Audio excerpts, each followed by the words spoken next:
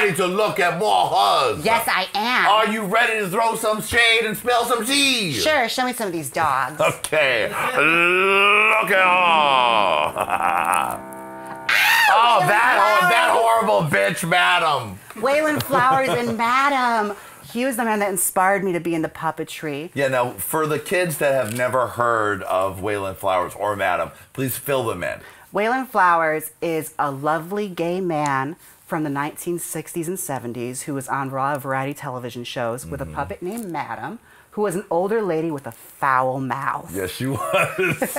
They'd be on Hollywood Squares and things like that. And what I loved about Wayland Flowers is when he performed as Madam, he vanished and Madam transcended. And I always loved that because Madam was his drag. He was a drag queen before, you know, drag was really on TV. It was safe drag. Yeah. And I just love Madam because you can tell he put so much of his own passion into that. And he was such a queen. Yeah. And there was a time in the period where he was one of the only out celebrities ever at that point. Everyone knew Wayland was gay and nobody had a problem with it. Well, we'll hope that maybe Madam can make a comeback in one of your videos. Oh, Madam is in my Legends of P-Town. Oh, really? Yeah, she is. She's a legendary girl. She was the first puppet to ever have her own TV show. Yeah, I mean, Madam is no joke. If you don't know Madam, Madam was like a dirty homo type of puppet. She was always nasty, coming up with sexy things and making very double entendre type of stuff on mainstream 6 p.m. at night, all the way across America type of stuff. It was pretty revolutionary. Yeah, she's from that old genre of the match game in Hollywood Squares where double entendre was the lead because you couldn't just swear outright on TV like we can now. They made 100 beeps. Beep, beep, beep, beep, beep, beep, beep. All right, look at Is that Alexis? Yes, it is. I've never seen her in that look, but it's lovely. She looks great. Very nipped in there. She picked the right silhouette. Sorry. Okay, Alexis, what do you think? What can you tell us? I love Alexis. I got very close to her around DragCon NYC. She was sweet enough to let me stay at her apartment. Oh, right, I forgot. She told me she had you and your boyfriend stay with her, right? Yeah, and she was so sweet. She could have been sweeter. She left and just let us have her bed. Like, she was completely opened up her life to us. Because she was out tricking, so she didn't need the bed? Maybe. Or she was wishing one of her good friends good luck on a certain reality television show. Oh. No, she was tricking. Okay. Anything that you learned about Alexis Michelle from living with her that we might not know? She has this demeanor to her when you first meet her that she is very serious. And I feel like the worst thing about Alexis is the way they portrayed her on the show. I feel like she is such a kind, sweet, and funny girl. And you didn't really get to see a whole lot of that. Or at least the fans would not let up on her. They were really cruel to her. Really a shame because I think she had a lot of great moments and very nice. She's very nice. And she's a polished girl. And you understand when you're on that show, it's a whole different ball game. You get a certain amount of time to present yourself a certain way. So if she had all the time in the world like we want, you could present something that was even more grandiose. But Alexis is, in all, a very sweet person. And honestly, I had a real good heart-to-heart with her about our careers and everything. And how I just told her, hon, no matter what, all you're guilty of is that you wanted to win. You had this fighting spirit, you wanted to win, and nothing was going to stop you, and that's nothing to be ashamed of. And you have to stop letting people make you feel ashamed of it. Well said, doll. Look at her. Oh, Eureka! Now, they're telling me that Eureka publicly apologized to you for the show. What does that mean? Her and Alexis, for what they said about me on the show when I first walked in. Eureka didn't know my name, and continued not to know my name until I was gone. Okay. And people really attacked her, saying she was a bully, this, that, and the other. And what they don't know is, like, me and her basically patched it up within, like, a few minutes of meeting each other. She's just a fun, jolly girl. And she was on 11 when she got in that workroom because she was excited to be there. Yeah, everybody's on Drag Race. Yeah. You should be on 11.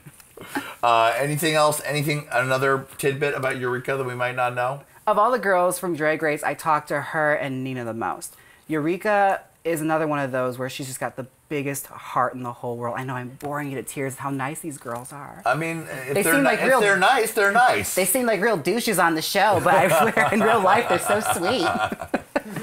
But, Eureka is such a sweetheart. I did a gig with her in Cincinnati with a bunch of porn stars. Oh. And she closed that bar, man. She was up there doing, I counted 15 numbers in a row just because it was her birthday and she wanted to have fun. I love it. I'd like to see a 15 number in a row show from Eureka. That sounds good. Girl, you haven't lived until you've seen Eureka doing Joyful, Joyful, drunk with her wig half off. Okay? I think I saw Lady Red do that one year. She can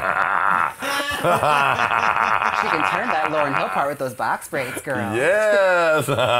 All right, just a couple more. Look at Oh, Shardy Pies.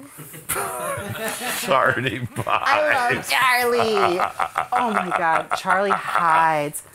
She is, girl, she has been around forever. Mm-hmm. Since, you know, Stonewall and Stonehenge. Charlie Hides. Too stupid. I got very close to her when we were filming because she is a window to the past. I mean that with all the nicest in the world. She's seen Charles Pierce perform. She's seen Craig Russell perform. And she had these great stories. She was Jimmy Jane's gown designer. Wow. She made those beautiful Maryland gowns. That was her. Really? Yep. She worked in P-Town for years before she was on Drag Race. Charlie Hides is no joke. Yeah. Before she was Charlie Hides, she was Candy Cane Baxter. Candy Cane Baxter? Yeah. She don't never mention that when she came on damn Hey Qween. She didn't fire my research person immediately, okay? Yeah, she was Candy Cane Baxter for years out of Boston and P-Town. Really? Now that is tea.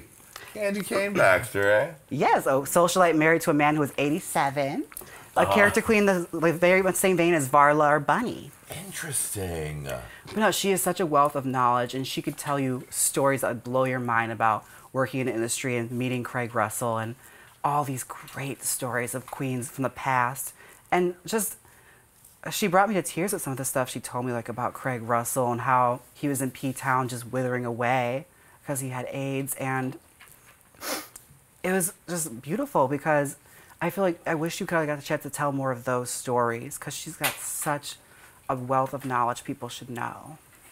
Right. Good old Candy Cane Baxter. Candy Cane Baxter. Lady Red, did you know about Candy Cane Baxter? Yes. I'm going to kill you. You never tell me anything till the show's over. It's like, by the way, they were all lying to you, Johnny. Why didn't you say anything during the show? Sorry I outed you, Charlie. It's all in the film. Roll back the tape. Roll back the tape. All right. One last queen. Look out. Oh, Tracy Martell. Now, your old Milwaukee sis. My Milwaukee sister, Trixie Martell. Now, do you feel upset that now she's a multimillionaire? No. The way I always go by what Lady Bunny always says, if one queen succeeds, we all succeed. It's true.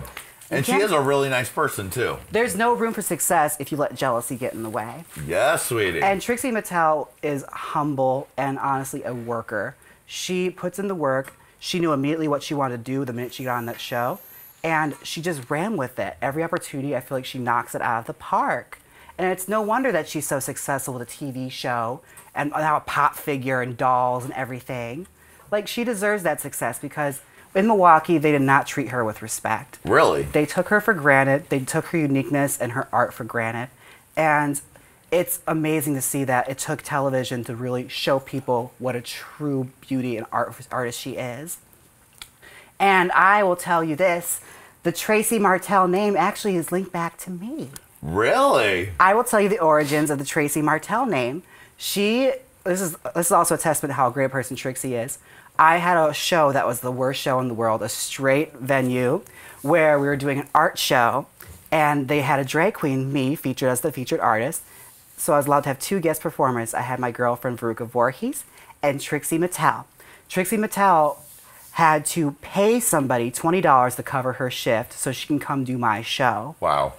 And she hit it out of the park. And honestly, that blew my mind. It's like she barely knew me then, and she wanted to do it so badly just because she cared that much about making sure I had a good show. And she didn't even know me that well. That's what blew my mind. It's like, this girl is so sweet. And it carries over, and that's why, you know, the people that get successful, sometimes it happens for the right reasons.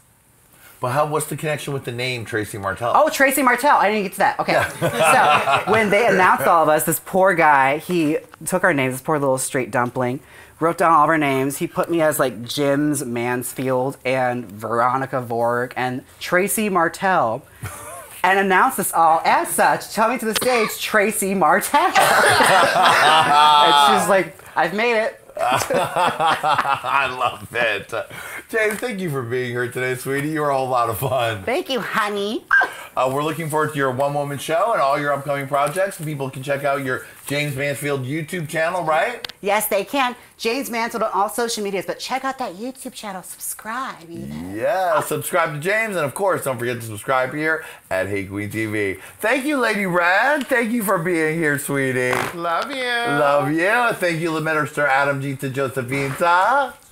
Oh, what a coy little angel. And of course, thanks to Jaymes Mansfield and her new puppet lover, Griffin the Griffin. He's out there somewhere. And thank you for watching, baby. We'll see you next time on Hey Qween, and look at her. Look at her. Look at her. Look at her. That's right. We're extra. Look at her. Bye, sweetie. See you later, camera. Yo, camera, can you get me $1 from the store? Hey, Queens. Thanks for watching. Subscribe to our Hey Qween podcasts up here. Check out more of our incredible interviews down here. And, of course, don't forget to what? Subscribe!